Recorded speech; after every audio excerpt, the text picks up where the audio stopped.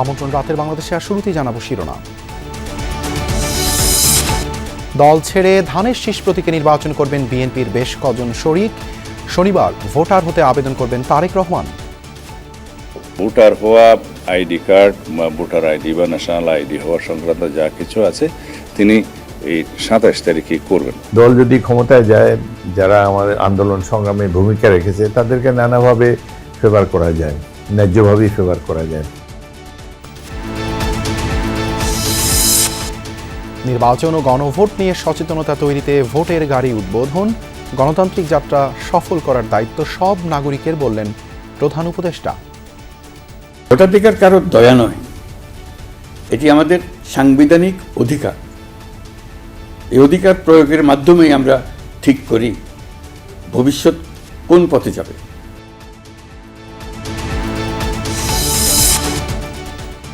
সার্জিস হাসনাত সহ 20 জনকে গানম্যান দিল সরকার। আইন শৃঙ্খলা পরিস্থিতির উন্নয়ন চান তরুণ নেতারা। এখনও জানা যায়নি হাদির খুনির অবস্থান। দিল্লি ও আগরতলায় বাংলাদেশের ভিসা কার্যক্রম সাময়িক বন্ধ করল পররাষ্ট্র মন্ত্রণালয়। নিরাপত্তার কারণে ব্যাহত দূতাবাসের সেবা। জানুয়ারিতে ঢাকায় সাংবাদিক মহাসম্মেলনের ঘোষণা। অপশক্তির বিরুদ্ধে গণতান্ত্রিক শক্তিগুলোকে এক হওয়ার আহ্বান ফখরুলের। মত প্রকাশ তো অনেক দূর হয়ে গেছে, এখন বেঁচে থাকার অধিকারের ব্যাপারে সে সর্বক্ষেত্রে সর্বশক্তি নিয়ে আপনারা যারা বাংলাদেশকে ভালোবাসেন তারা সবাই ঐক্যবদ্ধ হন।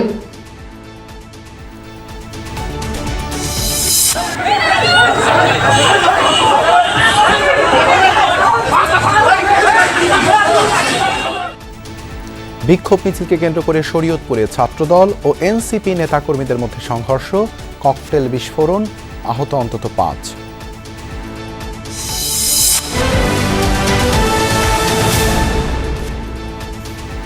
এতক্ষণ শিরোনাম দেখছিলেন, আপনাদের সঙ্গে আছি আমি দেবাশিস রঞ্জন সরকার। দল থেকে পদত্যাগ করে ধানের শীষ প্রতীক নিয়ে নির্বাচন করতে যাচ্ছেন বিএনপির শরিকদের অনেকে। যুগপৎ আন্দোলনের শরিকদের সাথে আসন ভাগাভাগিও প্রায় চূড়ান্ত করে এনেছে দলটি, ছাড়ছে মাত্র ডজন খানেক আসন। বিএনপি নেতারা বলছেন, সংশোধিত আরপিও অনুযায়ী নিজ প্রতীকে নির্বাচনের বাধ্যবাধকতার কারণেই এমন সিদ্ধান্ত। সরকার গঠন করলে পরবর্তীতে শরিকদের মূল্যায়নের আশ্বাসও দিয়েছে বিএনপি। দীর্ঘদিন ধরেই আওয়ামী লীগ সরকার বিরোধী যুগপৎ আন্দোলনে বিএনপির রাজপথের সঙ্গী সমমনা 29 দল। রাষ্ট্র কাঠামোর মৌলিক সংস্কার, নতুন রাজনৈতিক বন্দোবস্ত, গণতন্ত্রের উত্তরণে এসব দলের সবাইকে নিয়ে জাতীয় সরকার গঠনের অঙ্গীকারও করেছিল বিএনপি। 3 নভেম্বর বিএনপির 237 আসনে প্রার্থী ঘোষণা করলে সামনে আসে যুগপৎ আন্দোলনের শরিকদের সাথে আসন সমঝোতার বিষয়টি। পরে দ্বিতীয় দফায় শরিক নেতাদের আসনসহ আরও কিছু আসনে প্রার্থী ঘোষণায় তৈরি হয় দূরত্ব। আমাদের সবচেয়ে অ্যাপ্রোপ্রিয়েট প্রার্থী তালিকা বেশ কয়েক দফায় আলোচনার পর আসন সমঝোতা নিয়ে এই দূরত্ব অনেকটাই কমেছে বলছেন শরিক দলের নেতারাই। আসন ভাগাভাগির বিষয়টিও প্রায় চূড়ান্ত। মন কষাকষি হয়েছিল, পরে এটা ওনারা আমাদের প্রথম 29টা দলকে নিয়ে একসাথে ডাকে, পরে প্রতিটা দল এবং প্রতিটা জোটকে আলাদা আলাদা করে এখন আল্লাহর রহমতে মোটামুটি আমাদের সাথে আসন সমঝোতা হয়ে গেছে। সিদ্ধান্ত অনুযায়ী 12 দলের জোটকে ছাড় দেয়া হচ্ছে একটি আসনে। এর বাইরে এলডিপি পাচ্ছে 2টি আসন, আর একটি করে আসনে ছাড় পাবে জাতীয়তাবাদী সমমনা দল, বিপ্লবী ওয়ার্কার্স পার্টি, গণসংহতি আন্দোলন, নাগরিক ঐক্য, বিজেপি ও এনডিএম। গণ অধিকার পরিষদকে 2টি আসন ছেড়ে দেওয়ার কথা থাকলেও শেষ পর্যন্ত সমঝোতায় পৌঁছায়নি দলটি। এবং ঢাকা 12তে আমরা আশা করি নির্বাচন করব। এরকম হয়তো অন্যান্য দল, কিছু কিছু দল নিজস্ব মার্কা নিয়ে নির্বাচন করবেন, আর মনে হয় কিছু কিছু দল সম্ভবত কেউ হয়তো বিএনপিতে যোগ দিয়ে বিএনপির মার্কা নেবেন, আর যাদের নিবন্ধন নাই তারা তো বিএনপির মার্কা ধানের শীষ তারা তো গ্রহণ তো হলে করতেই পারেন। তারা স্বস্তি অস্বস্তির মাঝামাঝি একটা পরিস্থিতির সম্ভবত আছে। সংশোধিত আরপিও অনুযায়ী এবার নিজ দলের প্রতীকে নির্বাচন করতে হবে প্রার্থীদের। এক্ষেত্রে অনিবন্ধিত দল থেকে পদত্যাগ করে ধানের শীষ প্রতীকে নির্বাচনের সিদ্ধান্ত হয়েছে। তবে নিবন্ধিত দলগুলোর মধ্যে যাদের মনোনয়ন দেয়া হবে না তাদেরকে অন্যভাবে মূল্যায়নের প্রতিশ্রুতি দিচ্ছে বিএনপি। আমরা তো আগেই ঘোষণা দিয়েছি যে নির্বাচনে আমরা সংখ্যাগরিষ্ঠতা পেলে একটা জাতীয় সরকার সরকার গঠন করব। দল যদি ক্ষমতায় যায়, যারা আমাদের আন্দোলন সংগ্রামে ভূমিকা রেখেছে তাদেরকে নানাভাবে ফেভার করা যায়, ন্যায্যভাবেই ফেভার করা যায়। এর মধ্যেই বিএনপিতে যোগ দিয়েছেন বাংলাদেশ এলডিপির চেয়ারম্যান শাহাদাত হোসেন সেলিম এবং 12 দলীয় জোটের সমন্বয়ক ও বাংলাদেশ জাতীয় দলের চেয়ারম্যান সৈয়দ এহসানুল হুদা। যোগ দিতে পারেন এনডিএম চেয়ারম্যান ববি হাজ্জাজও। Arifur Rahman Sabuj, Jamuna news, Dhaka. 27 December NID সংক্রান্ত কাজ শেষ করবেন তারেক রহমান, এমনটি জানিয়েছেন বিএনপির স্থায়ী কমিটির সদস্য সালাউদ্দিন আহমদ। বিকেলে সিইসির সাথে বিএনপি প্রতিনিধি দলের সাক্ষাৎ শেষে সাংবাদিকদের এই তথ্য জানান তিনি। এর আগে দুপুরে তেজগাঁও মেইল প্রসেসিং সেন্টারে পোস্টাল ভোটিং কার্যক্রম পরিদর্শনে যান সিইসি। পরে সাংবাদিকদের সাথে কথা বলেন তিনি। ওসমান হাদি হত্যাকাণ্ডে জনমনে আতঙ্কের সৃষ্টি হলেও ধীরে ধীরে তা কেটে যাবে বলে মন্তব্য করেন তিনি। এছাড়া ভোটের পরিবেশ পরিপূর্ণভাবে বজায় আছে বলেও দাবি তার। প্রধান নির্বাচন কমিশনার এএমএম নাসিরউদ্দিনের সাথে সাক্ষাৎ করতে নির্বাচন ভবনে সালাউদ্দিন আহমদের নেতৃত্বে বিএনপির একটি প্রতিনিধি দল। সিইসির সাথে প্রায় 1 ঘণ্টার আলোচনা শেষে সাংবাদিকদের সাথে কথা বলেন সালাউদ্দিন আহমদ। সাংবাদিকদের জানান, নির্বাচনের আগের এই সময়টাতে শনিবারেও খোলা থাকছে নির্বাচন কমিশন, আর আগামী শনিবারই এনআইডি সংক্রান্ত সব কাজ শেষ করবেন তারেক রহমান। 25 তারিখ হচ্ছে বৃহস্পতিবার, শুক্রবার হচ্ছে 26 তারিখ, শনিবার 27 তারিখ নির্বাচনকালীন এই সময়ে নির্বাচন কমিশনের অফিস সব খোলা থাকে। সেই দিনই এই ভোটার হওয়া, আইডি কার্ড বা ভোটার আইডি বা ন্যাশনাল আইডি হওয়া সংক্রান্ত যা কিছু আছে তিনি এই 27 তারিখে করবেন। সাংবাদিকদের প্রশ্নের জবাবে তিনি বলেন, আইন শৃঙ্খলা পরিস্থিতি নিয়ন্ত্রণের দায়িত্ব সরকার এবং নির্বাচন কমিশনের। তারা যা চাইবে তাই হবে। সেই সাথে আইন শৃঙ্খলা পরিস্থিতির ক্রম উন্নয়নের ব্যাপারেও আশা প্রকাশ করেন তিনি। নির্বাচনী পরিবেশ সুষ্ঠু থাকুক কামনা করি, আশা করি। সরকারকে আমরা আহ্বান জানিয়েছি এবং জনগণও চায়। এর আগে বেলা 12টায় রাজধানীর তেজগাঁওতে ডাক বিভাগের মেইল সেন্টার পরিদর্শন করতে কমিশনের বাকি সদস্যদের নিয়ে পরিদর্শনে যান প্রধান নির্বাচন কমিশনার এএমএম নাসিরউদ্দিন। এ সময় পোস্টাল ব্যালট বিদেশে পাঠানোর সার্বিক পরিস্থিতি সরেজমিনে ঘুরে দেখেন তারা। পরিদর্শন শেষে সাংবাদিকদের সাথে কথা বলেন সিইসি। পোস্টাল ব্যালটের প্রস্তুতি নিয়ে সন্তোষ প্রকাশ করেন তিনি। আগামীতে বিশ্বজুড়ে এই ব্যবস্থা রোল মডেল হিসেবে পরিচিতি পাবে বলেও দাবি করেন তিনি। সাংবাদিকদের প্রশ্নের উত্তরে সিইসি বলেন, ভোটের পরিবেশ নিয়ে দুশ্চিন্তার কোনো কারণ নেই। নির্বাচনের দিনটি যত ঘনিয়ে আসবে ততই আইন শৃঙ্খলা পরিস্থিতির উন্নতি ঘটবে বলেও দাবি করেন তিনি। ভয় কেটে যাবে ইনশাল্লাহ, চিন্তা করেন, ভয় কেটে যাবে। দিন যতই ভোটের দিন ঘনিয়ে আসবে আপনারা দেখবেন ইনশাল্লাহ আইন শৃঙ্খলা পরিস্থিতি উন্নতি হবে, অসুবিধা হবে না ইনশাল্লাহ, দেখবেন। আমরা তো কনফিডেন্ট আছি। সুষ্ঠু নির্বাচন আয়োজনে পুরো জাতি ঐক্যবদ্ধ বলেও মন্তব্য করেন সিইসি এএমএম নাসিরউদ্দিন। সবাই তো ইলেকশন চায়, সবাই দেশের মঙ্গল চায়, ভোটাররাও চায়। তানভীর মৌসুম, যমুনা নিউজ, ঢাকা। দেশের 64 জেলার 300 আসনে ভোটারদের সচেতন করতে বিশেষ প্রচারণা শুরু করেছে অন্তর্বর্তী সরকার। ভোটের গাড়ি সুপার ক্যারাভান নামের এই উদ্যোগের মাধ্যমে সাধারণ মানুষকে ভোটদান পদ্ধতি ও নির্বাচনী আচরণ বিধি সম্পর্কে তথ্য জানানো হবে। সংসদ ভবনের দক্ষিণ প্লাজায় এক ভিডিও বার্তার মাধ্যমে এই কর্মসূচির উদ্বোধন করেন প্রধান উপদেষ্টা ডক্টর মোহাম্মদ ইউনূস। বলেন, সুষ্ঠু ও অংশগ্রহণমূলক নির্বাচন নিশ্চিত করা প্রতিটি নাগরিকের দায়িত্ব।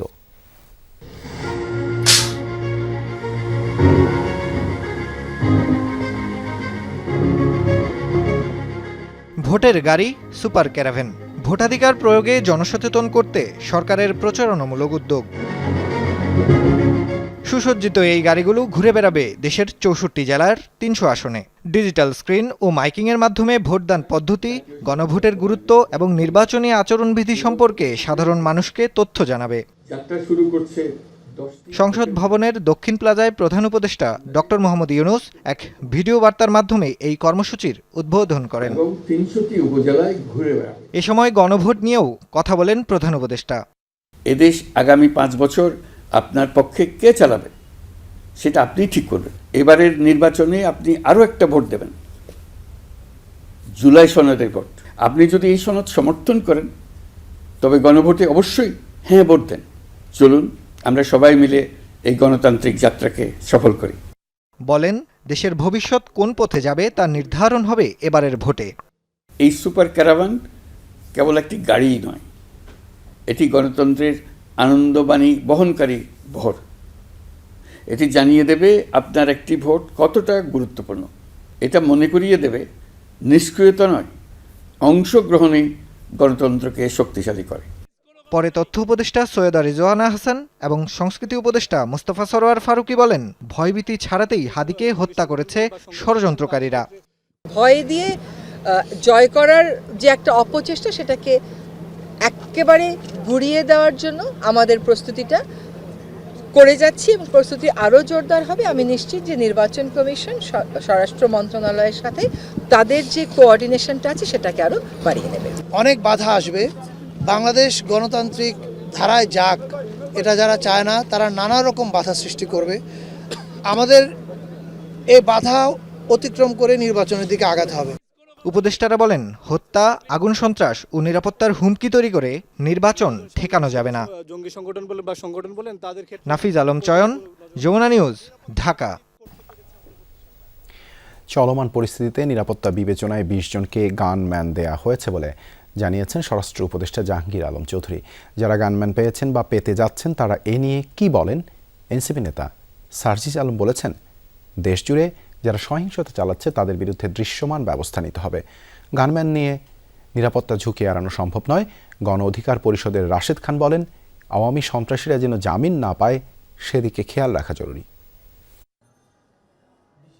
নির্বাচনের তফসিল ঘোষণার পরদিনই ঢাকা ৮ আসনের স্বতন্ত্র প্রার্থী ওসমান হাদির ওপর প্রকাশ্য হামলার পর থেকেই নিরাপত্তা নিয়ে উদ্বেগ উৎকণ্ঠা। এরপর প্রার্থী, রাজনৈতিক নেতা ও জুলাই আন্দোলনের সম্মুখ সারির যোদ্ধাদের ব্যক্তিগত নিরাপত্তা নিশ্চিতে সিদ্ধান্ত জানায় অন্তর্বর্তী সরকার। এরই মধ্যে এনসিপির আহ্বায়ক নাহিদ ইসলাম, জুলাই আন্দোলনের সামনের সারির নেতা হাসনাত আবদুল্লাহ, সার্জিস আলম, তাসনিম জারা সহ গণ অধিকার পরিষদের নুরুল হক নূর ও রাশেদ খান সহ বেশ কয়েকজনকে গানম্যান দেওয়া হয়েছে।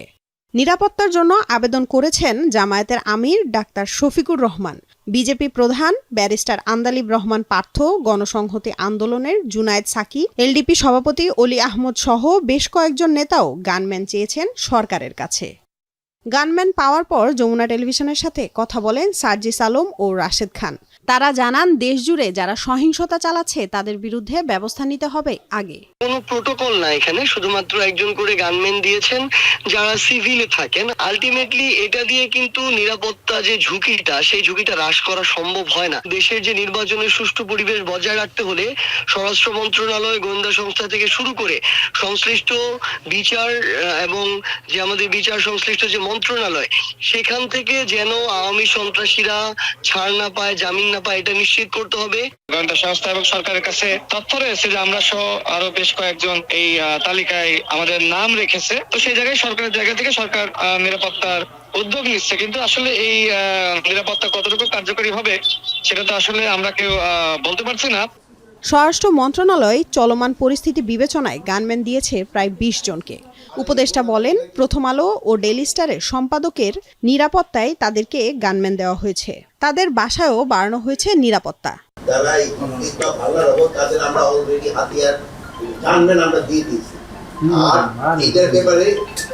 আমাদের যে অর্গানাইজেশনগুলি আছে, ডিজিএফআই, এনএসআই এবং এনপি, তারা নিজেরা বসে একটা কারা কারা সেই প্রধান উপর তাদের একটা লিস্ট করা হয়েছে এবং তাদের হাতে গানম্যান দেওয়া হয়েছে। অনেকে আবার অবশ্য গানম্যান নিতে চায় না। স্বরাষ্ট্র উপদেষ্টা আরও জানান, বিএনপির ভারপ্রাপ্ত চেয়ারম্যান তারেক রহমানকে পর্যাপ্ত নিরাপত্তা দেবে সরকার। সর্বোচ্চ নিরাপত্তা ব্যবস্থা সব আপনার বলে দেওয়া যাবে না। লামিয়া তিথি, যমুনা নিউজ, ঢাকা। দিল্লিতে বাংলাদেশ হাইকমিশন থেকে সব ধরনের কনসুলার ও ভিসা সেবা স্থগিত করা হয়েছে। পাশাপাশি আগরতলা সহকারী হাইকমিশন থেকেও ভিসা কার্যক্রম বন্ধ রাখা হয়েছে। সোমবার বাংলাদেশ হাইকমিশন থেকে দেয়া এক বিজ্ঞপ্তিতে বিষয়টি জানানো হয়। বিজ্ঞপ্তিতে সাময়িক অসুবিধার জন্য আন্তরিকভাবে দুঃখ প্রকাশ করা হয়। পরবর্তী ঘোষণা না দেয়া পর্যন্ত এসব সেবা বন্ধ থাকবে। এর আগে গত শনিবার ও রোববার দিল্লিতে বাংলাদেশ হাইকমিশনের সামনে 20 থেকে 25 জনের দল বিক্ষোভ করে। এসব ঘটনার জন্য দেশটির উগ্র হিন্দুত্ববাদী সংগঠনকে দায়ী করা হচ্ছে। উদ্ভূত পরিস্থিতিতে রোববার সংবাদ সম্মেলনে বাংলাদেশের তরফ থেকে জানানো হয় উদ্বেগ। বলা হয়েছিল, পরিস্থিতির উন্নতি না হলে সীমিত করা হবে ভিসা কার্যক্রম। এরই পরিপ্রেক্ষিতে এই সিদ্ধান্ত নেওয়া হলো। খুলনা এনসিপি সহযোগী সংগঠন জাতীয় শ্রমিক শক্তির এক নেতাকে গুলি করেছে দুর্বৃত্তরা। হাসপাতালে চিকিৎসাধীন মোতালেব শিকদারের অবস্থা শঙ্কামুক্ত বলে জানিয়েছেন চিকিৎসকরা। কানের পাশে লেগে বেরিয়ে যায় গুলি। পুলিশ বলছে যে বাসায় গুলিবিদ্ধ হয়েছেন মোতালেব, সেখানে ইয়াবা, মদের খালি বোতল ও গুলির খোসা পাওয়া গেছে। প্রাথমিকভাবে কর্মকর্তাদের ধারণার সাথে থাকা সহযোগীরাই গুলি করেছে মোতালেবকে। ঘটনার সুষ্ঠু তদন্তের দাবি জানিয়েছেন স্বজন ও এনসিপি নেতারা। খুলনা মেডিকেলে রক্তাক্ত অবস্থায় নেওয়া হয় এনসিপির সহযোগী সংগঠন জাতীয় শ্রমিক শক্তির বিভাগীয় কমিটির আহ্বায়ক মোতালেব শিকদারকে। গুলিবিদ্ধের খবর ছড়িয়ে পড়লে হাসপাতালে ছুটে আসেন স্বজন, দলের নেতাকর্মী ও আইনশৃঙ্খলা বাহিনীর কর্মকর্তারা। পরিবার জানায় মোতালেব একসময় শ্রমিক লীগের সাথে যুক্ত ছিলেন। কয়েক মাস আগে যোগ দেন এনসিপির সহযোগী সংগঠন জাতীয় শ্রমিক শক্তিতে। কে বা কারা কি কারণে মোতালেবকে গুলি করেছে সে সম্পর্কে কিছু জানাতে পারেননি স্বজনরা। এক লোক ফোন দিয়ে বলছে যে এরকম আপনারা 250 মিনিট আসেন, মোতালেবকে গুলি করছে। এবার ফোন দিচ্ছে যে আপনারা সিটি ইমেজিং সেন্টারে যান। তা ওইখানে গেছি, যাইয়ে দেখছি যে এই অবস্থা। তারপরে আমরা আবার সিটি স্ক্যান করে নিয়ে 250 মিনিট আসছি। নগরীর সোনাডাঙ্গা এলাকায় একটি চায়ের দোকানে মোতালেবকে গুলি করা হয়েছে প্রথমে এমন তথ্য ছড়ায়। তবে পুলিশ কর্মকর্তারা বলছেন সোনাডাঙ্গার মসজিদ সরণির আল আকসা মসজিদ রোডের একটি বাসায় গুলি করা হয় মোতালেবকে। গতরাতে মসজিদ সরণির একটি ওষুধের দোকানের সামনে গাড়ি রেখে হেঁটে ওই বাড়িতে প্রবেশ করেন মোতালেব সহ 3 যুবক। বাসাটিতে মাদকসহ গুলির খোসা মিলেছে বলেও জানান কর্মকর্তারা। প্রাথমিকভাবে পুলিশের ধারণা সাথে থাকা সহযোগীরাই গুলি করে মোতালেবকে। এখানে প্রচুর মাদক সেবনের সরঞ্জাম, বিশেষ করে ইয়াবা এবং বিদেশি মদের অনেক বোতল, এবং ওইখানে আমরা একটি গুলির খোসাও পেয়েছি। তো আমরা এবং ঘটনাস্থলে বিভিন্ন জায়গায় রক্তের দাগও আমরা পাই। ঘরের ভিতরে যারা ছিল, রাত্রে ছিল এবং সকালেও ছিল, ওদের অন্তঃকন্দলের কারণে ঘটনাটি ঘটেছে, এবং কারা কারা এবং কী কারণে এই ঘটনাটি ঘটেছে আমরা সেটা তদন্ত করছি। মাসখানেক আগে বাসাটি ভাড়া নেন তন্নি নামে এক নারী। রাতের বেলায় অপরিচিত মানুষের যাতায়াতের কারণে সম্প্রতি তাকে বাসাটি ছেড়ে দেওয়ার নোটিশ দেন বাড়ির মালিক। ওনার ঘরে বিভিন্ন রকম পুরুষ ছেলেরা আসা যাওয়া করে ওই মেয়েটার ঘরে। তা আমার হাজব্যান্ড জিজ্ঞেস করছে যে এরা কারা, তখন উনি বলছে যে আমার চাচাতো মামাতো মানে বিভিন্ন রকম ভাই বলে। এই 30 তারিখে বাসা ছাড়ার কথা ছিল, এর ভিতরে তো এই ঘটনা। এ ঘটনার সুষ্ঠু তদন্ত চেয়েছেন এনসিপির নেতারা। দলের পক্ষ থেকেও তদন্ত করা হবে বলে জানানো হয়েছে। মাদক হোক বা যেটাই হোক না কেন, তিনি তো গুলিবিদ্ধ হয়েছেন, সেই অস্ত্রটা আসলো থেকে। তো এখানে কিন্তু আইন শৃঙ্খলা বাহিনীর একটা ব্যর্থতা আছে। ঘটনা ঘটার 15 মিনিটের মধ্যে এ ধরনের বক্তব্য দিয়ে আসলে পুরো ঘটনাটাকে হালকা করে না দেওয়ার জন্য আমরা পুলিশ প্রশাসনকে অনুরোধ করেছি। আমরা পুরো ঘটনাটা তদন্ত করে দেখার অনুরোধ জানিয়েছি। খুলনা মেডিকেলে চিকিৎসাধীন মোতালেবের অবস্থা এখন শঙ্কামুক্ত বলে জানিয়েছেন চিকিৎসকরা। হাসপাতালেই তাকে রাখা হয়েছে পুলিশি নজরদারিতে। জাহিদ হাসান, যমুনা নিউজ। ওসমান হাদি হত্যাকাণ্ডের মূল হোতা হিসেবে শনাক্ত হলেও ফয়সাল করিমের অবস্থান এখনও চিহ্নিত করতে পারেনি আইনশৃঙ্খলা বাহিনী। তবে তাকে গ্রেপ্তারের সব বাহিনী আপ্রাণ চেষ্টা করছে বলে জানিয়েছেন স্বরাষ্ট্র উপদেষ্টা। দাবি করেন মামলায় অগ্রগতিরও। এ সময় এই ইস্যুতে নিজের পদত্যাগের গুজবও উড়িয়ে দেন উপদেষ্টা। অন্যদিকে আইন উপদেষ্টা তার ফেসবুক পেজে হাদি হত্যার বিচার দ্রুত বিচার ট্রাইব্যুনালে হবে বলে জানিয়েছেন। ওসমান হাদি শায়িত হয়েছেন ঢাকা বিশ্ববিদ্যালয়ে জাতীয় কবি নজরুল ইসলামের কবরের পাশে। তবে এখনও গ্রেফতার হয়নি হাদি হত্যায় জড়িত মূল হোতা ফয়সাল। জড়িতদের গ্রেফতারের দাবিতে মাঠে ইনকলাব মঞ্চ। এ অবস্থায় সচিবালয়ে আইন শৃঙ্খলা সংক্রান্ত উপদেষ্টা কমিটির বৈঠকে হাদি হত্যাকাণ্ড সহ সার্বিক পরিস্থিতি নিয়ে আলোচনা হয়। স্বরাষ্ট্র উপদেষ্টা হাদি হত্যার ঘটনায় যেসব পদক্ষেপ নেওয়া হয়েছে এর বিস্তারিত তুলে ধরেন। জানান, ফয়সালের বাবা মা, স্ত্রী শ্যালক, মোটরসাইকেল চালক সহ সীমান্তে সহায়তাকারীদের গ্রেফতার করা হয়েছে। তবে মূল হোতা ফয়সাল দেশে নাকি ভারতে তা এখনও নিশ্চিত হওয়া যায়নি বলে জানিয়েছেন উপদেষ্টা। কোথায় আছে হলে তো তারা ধরে ফেলতাম। যদি আমাদের কাছে যদি ওইরকম নিউজটা থাকতো তাহলে তো ধরে ফেলতাম। এখন কোথায় আছে এই জন্য দেশেও থাকতে পারে, বাইরেও থাকতে পারে, বাট আমরা একজাক্ট লোকেশন যদি জানতে পারলাম তো এখন হলো উনি বৈধ পথে যায় নাই, এখন অবৈধ পথে গেছে কিনা এটা তো আমি বলতে পারবো না। এই বিষয়ে বেশ অগ্রগতি হয়েছে এবং তাকে মূল হোতাকে খুঁজে বের করতে আইন শৃঙ্খলা বাহিনী প্রাণপণ চেষ্টা করে যাচ্ছে। হাদি গুলিবিদ্ধ হওয়ার ঘটনার পর শুরু হওয়া ডেভিল হান্ট ফেজ 2 অভিযানে এখন পর্যন্ত 7,000-এর মতো গ্রেফতার হয়েছে।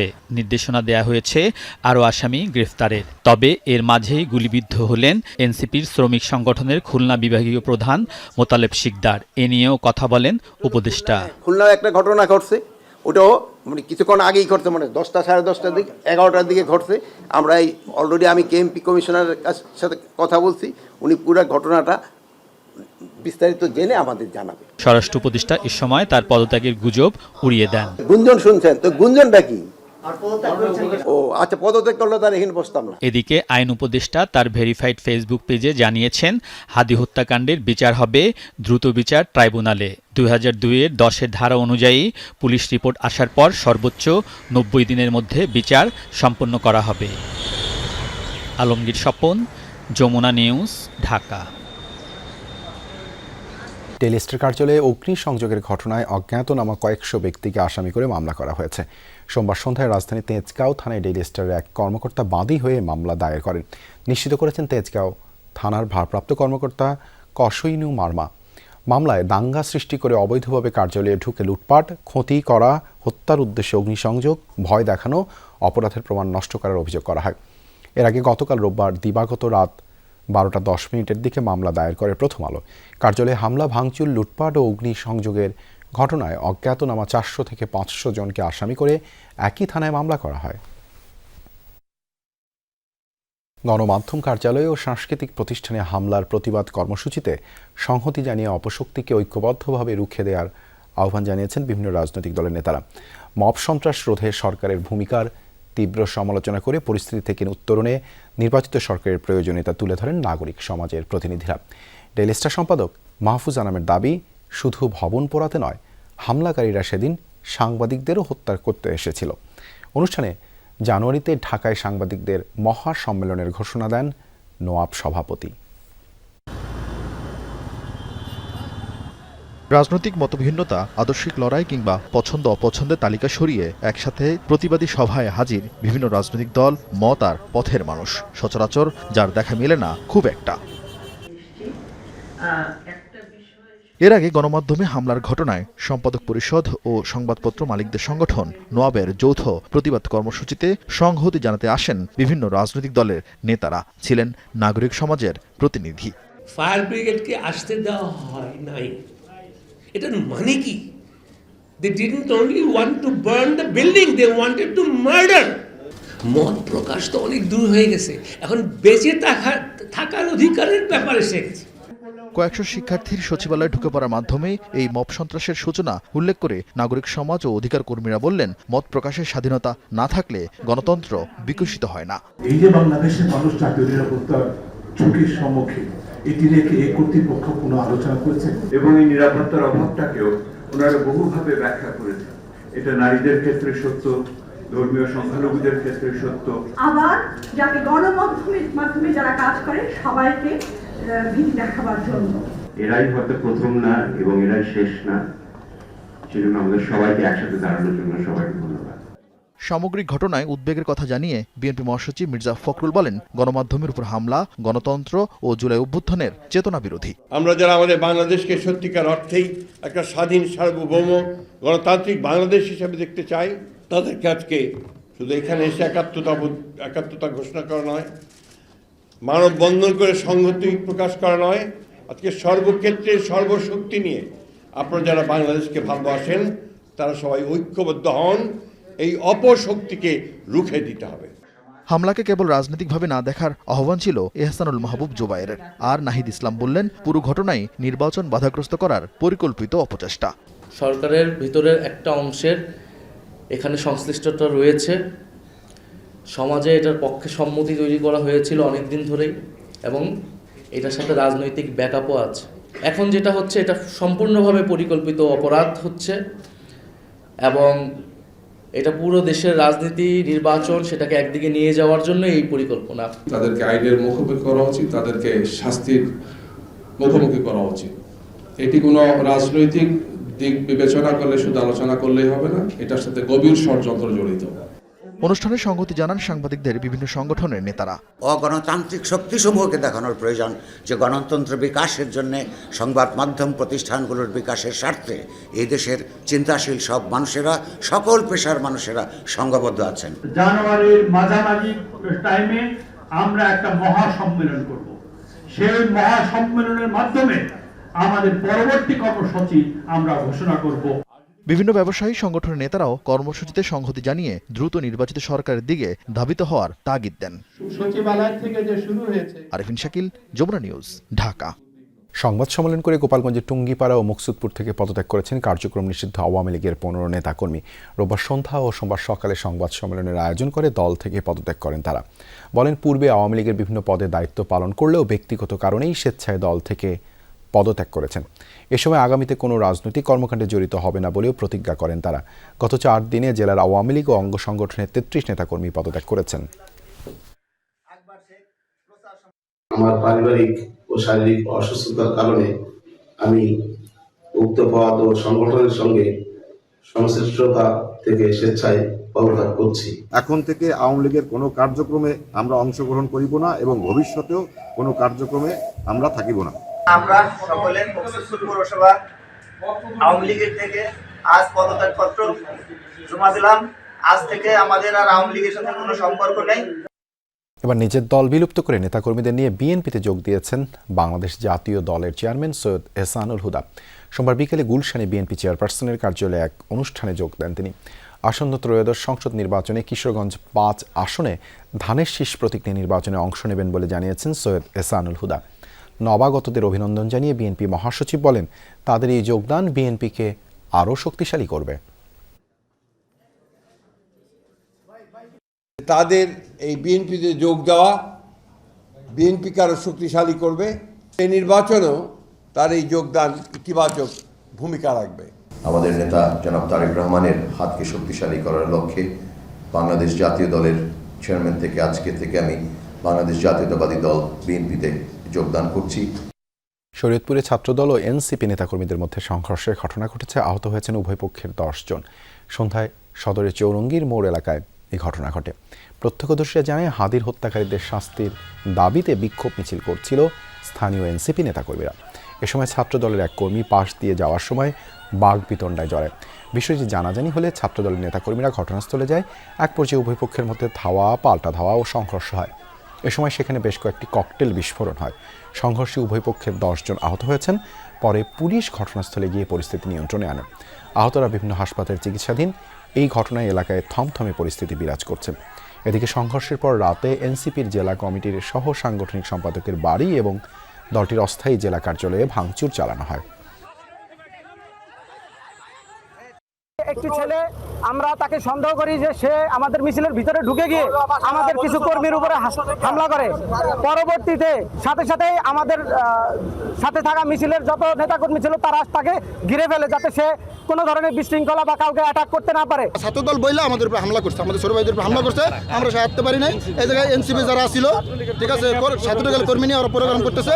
তারপর আমরা আসছি, আমরা আশা থাকা অবস্থায়ও ওরা বইলা যে ছাত্রদলের কর্মী বইলা ওর উপরে হামলা করছে। তারা ভুল বোঝাবে যে কারণে একটা মোটরসাইকেলকে কেন্দ্র করিয়া একটু গায়ে লাগছে, সেই নিয়ে তাদের মধ্যে ভুল বোঝাবুঝি হয়েছে। তো দাওয়া পাল্টা করছিল, আমরা এখানে স্পটে আছি। হবিগঞ্জের নবীগঞ্জে আধিপত্য বিস্তার ও জমি নিয়ে বিরোধের জেরে দুপক্ষের সংঘর্ষে আহত হয়েছেন 1/2 শতাধিক মানুষ। বিকেলে উপজেলার মান্দারকান্দি গ্রামে এই ঘটনা ঘটে। স্থানীয়রা জানায়, গ্রামের আব্দুল হাই ও শামুর সাথে মুহিত মিয়ার বিরোধ দীর্ঘদিনের। এরই জের ধরে দেশীয় অস্ত্র নিয়ে সংঘর্ষে জড়ায় দুপক্ষের লোকজন। প্রায় 2 ঘন্টা ধরে চলে মারামারি। খবর পেয়ে পুলিশ ও সেনাবাহিনী ঘটনাস্থলে গিয়ে পরিস্থিতি নিয়ন্ত্রণে আনে। আহতদের উদ্ধার করে নেওয়া হয় বিভিন্ন হাসপাতালে। সংঘর্ষের পর এলাকার পরিস্থিতি থমথমে। মোতায়েন রয়েছে অতিরিক্ত পুলিশ। সংঘর্ষে জড়িতদের আইনের আওতায় আনতে কাজ চলছে বলে জানিয়েছেন কর্মকর্তারা। সাবেক আইজিপি বেনজির আহমেদের জব্দকৃত 4টি ফ্ল্যাটের সকল সম্পদ প্রধান উপদেষ্টা ত্রাণ তহবিলে দিয়েছে দুদক। মামলা হয়েছে সাবেক এমপি রাশেদ খান মেনন সহ 57 জনের বিরুদ্ধে। এদিকে অর্থ পাচারের অভিযোগে বিএনপির মনোনীত চাঁদপুর 2 আসনের প্রার্থী জালালউদ্দিনকে সপরিবারে দেশত্যাগের নিষেধাজ্ঞা দিয়েছেন আদালত। নজিরবিহীন দুর্নীতির অভিযোগে আলোচনায় থাকা সাবেক আইজিপি বেনজির আহমেদের জব্দ করা 4টি ফ্ল্যাটের ব্যবহার্য সব সম্পদ প্রধান উপদেষ্টার ত্রাণ তহবিলে হস্তান্তর করেছে দুদক। আদালতের আদেশে গুলশানে বিলাসবহুল ডুপ্লেক্স ফ্ল্যাটে থাকা আধুনিক সব আসবাবপত্র, ইলেকট্রনিক সামগ্রী, এমনকি শার্ট প্যান্ট জুতার মতো ব্যক্তিগত সামগ্রী সহ 992 ধরনের মালামাল হস্তান্তর করে সংস্থাটি। দুদক বলছে নিলামের মালামাল নষ্টের ঝুঁকি এড়াতে ত্রাণ তহবিলে পাঠানো হয়েছে। গুলশানে যে ফ্ল্যাটে 4টি ফ্ল্যাটে যেই মালামাল ছিল সেগুলি বিজ্ঞ আদালতের আদেশক্রমে প্রধান উপদেষ্টা ত্রাণ তহবিলে সেগুলি দেওয়ার একটা সিদ্ধান্ত হয়েছে। এদিকে দুদকের আবেদনে অর্থ পাচারের অভিযোগ থাকায় চাঁদপুর 2 আসনের বিএনপির মনোনীত প্রার্থী জালাল উদ্দিন ও তার স্ত্রী সন্তানের বিরুদ্ধে বিদেশ যাত্রায় সোমবার নিষেধাজ্ঞা দিয়েছে আদালত। অভিযোগ সংশ্লিষ্ট জনাব জালাল উদ্দিন সপরিবারে বিদেশে পালিয়ে যাওয়ার সম্ভাবনা রয়েছে। এই কারণে তাদের বিদেশ যাত্রায় নিষেধাজ্ঞার জন্য আবেদন করা হয়েছিল। সেই আবেদনের প্রেক্ষিতে বিজ্ঞ আদালত থেকে দেশ ত্যাগের নিষেধাজ্ঞা জারি করা হয়েছে। এদিন উইলস লিটল ফ্লাওয়ার্স স্কুলে নিয়োগ ও পদোন্নতি দুর্নীতির অভিযোগে সাবেক এমপি রাশেদ খান মেনন সহ 57 জনের আলাদা 2টি মামলা করেছে দুদক। রাজীব আহমেদ, যমুনা নিউজ, ঢাকা। গ্রিস উপকূলে উদ্ধার হওয়া অভিবাসন প্রত্যাশীদের পরিচয় প্রকাশ করেছে কর্তৃপক্ষ। উদ্ধার হওয়াদের মধ্যে 437 জনই বাংলাদেশি। গেল শুক্রবার গ্রিসের গাফদোস উপকূল থেকে আটক করা হয় 539 অভিবাসন প্রত্যাশীকে। বাংলাদেশিদের পাশাপাশি পাকিস্তানি এবং ভারতীয় নাগরিকও রয়েছেন উদ্ধার হওয়াদের মধ্যে। পরে তাদের ক্রিট আইল্যান্ডে নেওয়া হয়। কর্তৃপক্ষের দাবি, উদ্ধারকৃতদের বেশিরভাগই বাংলাদেশ, পাকিস্তান ও মিশরের নাগরিক। বর্তমানে তাদের একটি অস্থায়ী আশ্রয় কেন্দ্রে রাখা হয়েছে। এর আগে গত বৃহস্পতিবার একই অঞ্চলে 2টি নৌকা থেকে 5 নারী সহ 65 জন অবৈধ অভিবাসীকে উদ্ধার করে গ্রিস প্রশাসন। নাইজেরিয়ায় মুক্তি দেওয়া হয়েছে গণ অপহরণের শিকার আরও 130 স্কুল শিশুকে। গেল রোববার এই ঘোষণা দেয় দেশটির প্রশাসন। জানিয়েছে এখন আর বন্দিদশায় নেই কেউ। গেল নভেম্বরে সশস্ত্র বন্দুকধারীরা একটি ক্যাথলিক স্কুলে হানা দেয়। এরপর থেকে নিখোঁজ ছিল 315 শিক্ষার্থী ও কর্মী। তবে চলতি মাসের শুরুতে 100 জনকে মুক্তি দেওয়া হয়। তবে আসলে সবাই মুক্ত হয়েছে কিনা তা নিয়ে এখনও রয়েছে ধোঁয়াশা। কারণ কয়জন অপহরণের শিকার হয়েছিল তা নিশ্চিত হওয়া যায়নি। ঘটনার সময় অনেকেই পালিয়ে গিয়েছিল, আর অনেকের বাড়ি প্রত্যন্ত অঞ্চলে হওয়ায় তাদের খোঁজ নেওয়া সম্ভব হয়নি। তাই ধারণা করা হচ্ছে 2 দফায় সবাইকেই মুক্তি দেওয়া হয়েছে, বাকিরা আগেই পালিয়ে গেছে।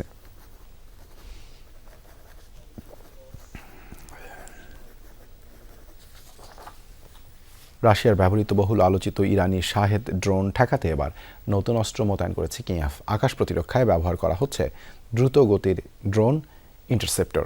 নাম দেওয়া হয়েছে শাহেদ হান্টার। আধুনিক প্রযুক্তির এই ড্রোন সহজেই ধ্বংস করতে পারে রাশিয়ার শক্তিশালী শাহেদ ড্রোনকে। চলমান যুদ্ধে বড় পরিবর্তন আনতে পারে শাহেদ হান্টার, এমনটাই মনে করছে কিয়েভ। রাতভর অভিযানের প্রস্তুতি নিচ্ছে ইউক্রেনের একটি ড্রোন ইন্টারসেপ্টর ইউনিট। রাশিয়ার আকাশপথে হামলা প্রতিরোধে ইউক্রেনের নতুন প্রকল্পের অংশ এই অভিযান। হালকা স্ট্যান্ডে অ্যান্টেনা ও সেন্সর, শক্ত কেস থেকে বের করা হচ্ছে মনিটর এবং নিয়ন্ত্রণ যন্ত্র। মোতায়েনের জন্য প্রস্তুত করা হচ্ছে যুদ্ধের নতুন অস্ত্র, ইউক্রেনের নিজস্ব তৈরি ইন্টারসেপ্টর ড্রোন।